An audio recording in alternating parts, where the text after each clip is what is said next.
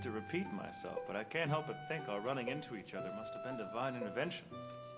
If it hadn't been for you, Nora, I wouldn't be wearing this tipsy smile at the moment, so thank you. I appreciate it. You're welcome, Lawrence, and I'm also very grateful to you. I'm so glad we got to meet. Me too. But really, I shouldn't. No, I should. You shouldn't. I was the one who asked you to help me out with that crazy gold smuggling business.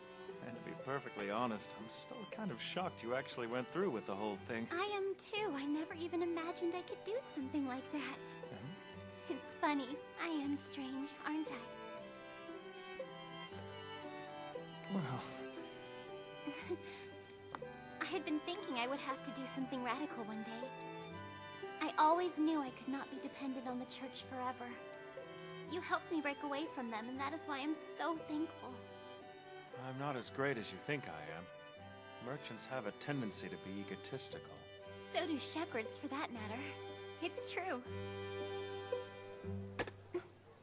You are drinking, aren't you, Holo? Your presence does not mean I cannot drink alone. I do wish you'd join us in our conversation. Hold on. Are you already drunk? Me, a wise wolf who can consume an entire lake?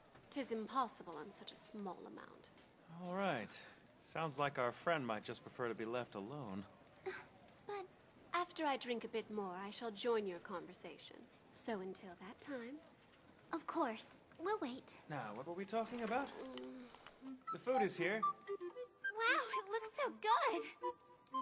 Thank you very much. Do you want some too, Holo? You said you would leave me alone, and that is all that I want. Right, so sorry. Where were we? Let me see. I think we were debating who was more thankful. Right, but what was before that? Oh, yes, it was about sheep and rock salt. Ah, of course, that's it. Now then. I had no idea that sheep could find rock salt. Yes, it's rather surprising how much they enjoy it, actually. For example, if you rub salt lightly on a rock, they will continue to lick it well after the salt is gone. I wonder if that old story is true. What story do you mean? I've heard there's a town east of here that uses a particular type of torture involving sheep. I never imagined it could be true before now. Torture involving sheep? Yes.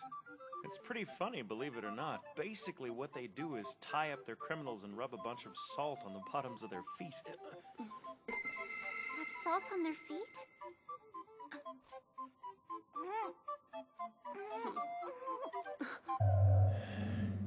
That man will never cease being an idiot.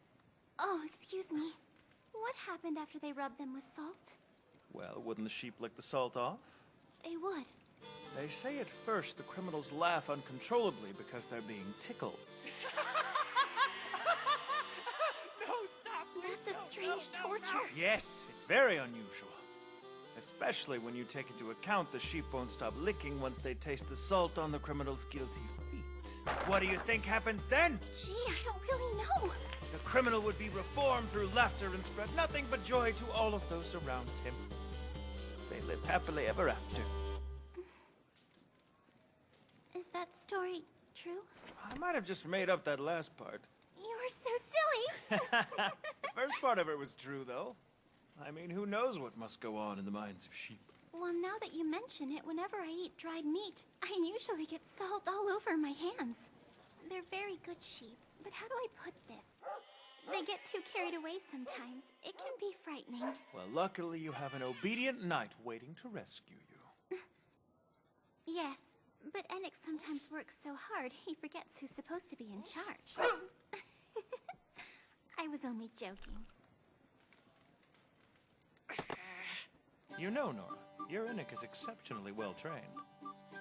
Which I'm sure is completely due to you being such an exceptional shepherd. Oh, you're sweet. What's wrong? You are drunk, aren't you? I am not drunk. Sure you're not. What am I gonna do with you?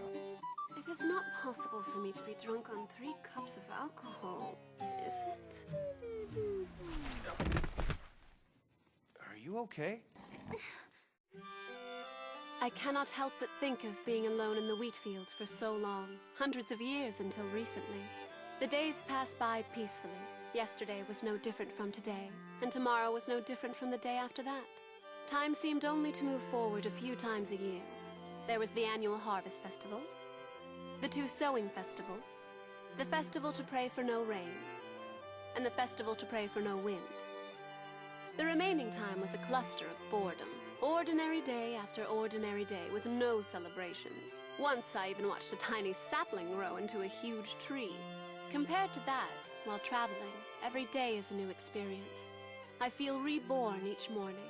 The time spent with my traveling peddler has only been a few short months, but it has been the equivalent of several decades. We would have a clamorous argument in the morning, but reconcile by lunch where I would tease him by making him clean the breadcrumbs from my mouth. We would have yet another fight over dinner at dusk, and quietly discuss the following day's affairs in the evening. I have had several experiences traveling and living with others. However, I cannot seem to remember them for some reason. I suppose I am too busy wondering what my partner was doing yesterday, what he was like last night, and what he will be like tomorrow. I used to cry when I was exhausted and thinking of home, but now, each day is so full and wonderful. I do not find myself feeling sad any longer. I cannot even pretend I am not having a good time. In fact, I am rather concerned I might be having too much fun.